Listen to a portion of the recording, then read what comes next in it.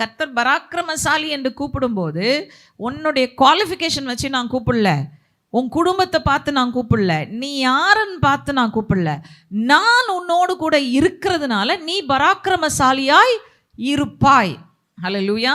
எரேமியா என்ன சொல்றாரு? ஆண்டவரே, பயங்கரமான பராக்கிரமசாலியாய் கர்த்தர் என்னோடு கூட இருக்கிறார். அப்படின்னா என்ன அர்த்தம்? பயங்கரமான பராக்கிரமசாலி என்னோடு கூட இருந்தாரானால் நான் யார்?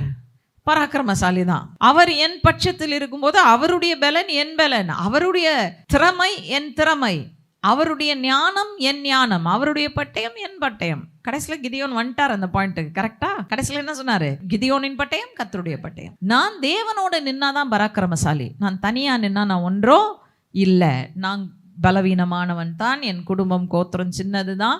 ஆனால் கர்த்தரோட நான் நின்னா, பராக்கிரமசாலியோடு கூட நான் நிற்கும் பொழுது அவர் என்னோடு கூட இருக்கிறபடினால் நான் பராக்கிரமசாலியாய் மாறுவேன்.